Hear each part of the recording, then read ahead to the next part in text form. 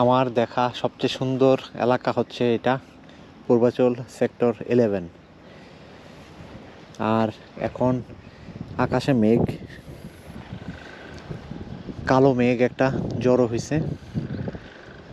এই মেঘের কারণে পানির রং আস্তে আস্তে কালো হয়ে গেছে, দারুণ লাগতেছে দেখতে। কৃষক এখানে এই যে লাউ গাছ লাগাইছে, দেখতেই সুন্দর লাগতেছে, একদম সুন্দর করে লাউ গাছ। এদিকে এগুলা ঢেঁড়স গাছ, খালি জায়গা পড়ে আছে, একটু পরিশ্রম করে দিচ্ছে বাস। ওই যে বৃদ্ধ কৃষক। আর এগুলা হচ্ছে পুঁই শাক, এগুলো এতটুকু এতটুকু হলেই পরে কেটে ফেলে, কেটে বাজারে নিয়ে বিক্রি করে 30 টাকা 40 টাকা মুঠা বিক্রি করে। এখান থেকে পানি দেয়, লেকের পানি, আর হয়তো সার দেয়, তাই সবাই এদিকে আসে। এদিককার পূর্বাচলের শাকসবজি কিনে নিয়ে যায়। ভালো পানির, ভালো মাটির, খেতে সুস্বাদু।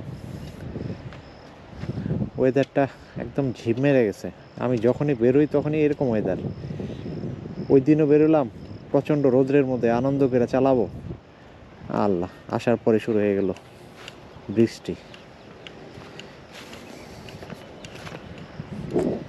সাইকেলটা নিয়ে এখন কোনো রিভিউ দিব না, এর কিছু পার্টস আপডেট করা লাগবে, পার্টসগুলো আপডেট করব, তারপর রিভিউ দিব। আর একটু চালিয়ে আনি, 1000 কিলোমিটার চালানোর পর রিভিউ।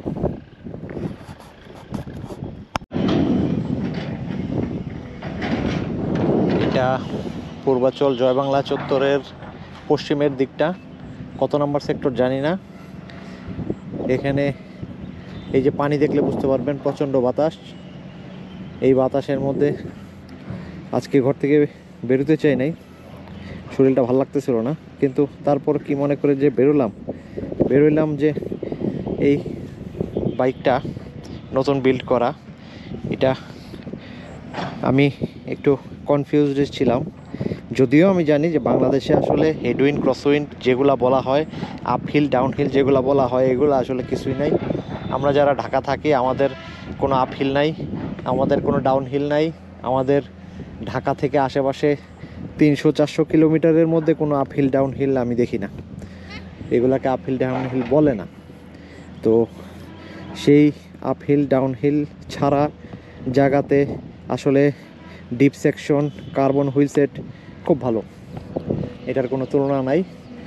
আর উইন্ডের যে ব্যাপারটা, হেডউইন্ড ক্রসউইন্ড আমাদের বাংলাদেশে যে ধরনের উইন্ড, এগুলো আমার কাছে উইন্ড মনে হয় না।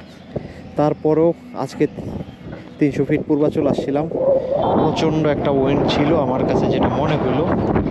কারণ এই যে আপনারা পানি দেখলে বুঝতে পারবেন, পানির ঢেউ দেখে বোঝা যাচ্ছে যে অনেক বাতাস। সেই বাতাসের মধ্যে আজকে আসলাম, আমার কাছে মনে হইলো রেগুলার যে স্পিড থাকে, আমার যে ধরনের পাওয়ার খরচ করে যে স্পিড থাকে, আজকে এভারেজ সেখান থেকে 12 থেকে 15 কিলোমিটার স্পিড কমে গেছে, অর্থাৎ বাতাসের কারণে এত বেশি বাতাস। তাই এটা চেক করতে চাইছিলাম, কিন্তু ধরা খাইছি আমার chest মাউন্টের, Telecine chest মাউন্টের camera down হয়ে থাকে, এটা আপ হয় না। আর আপ না হওয়ার কারণে আজকে টেস্টটা আমি রেকর্ড করতে পারিনি। মেজাজ খুব খারাপ লাগতেছে, এইটাকে ঠিক করতে হবে, হয়তো কোনো অ্যাডাপ্টার লাগাইতে হইতে পারে, লাগাই আপ করতে হয়।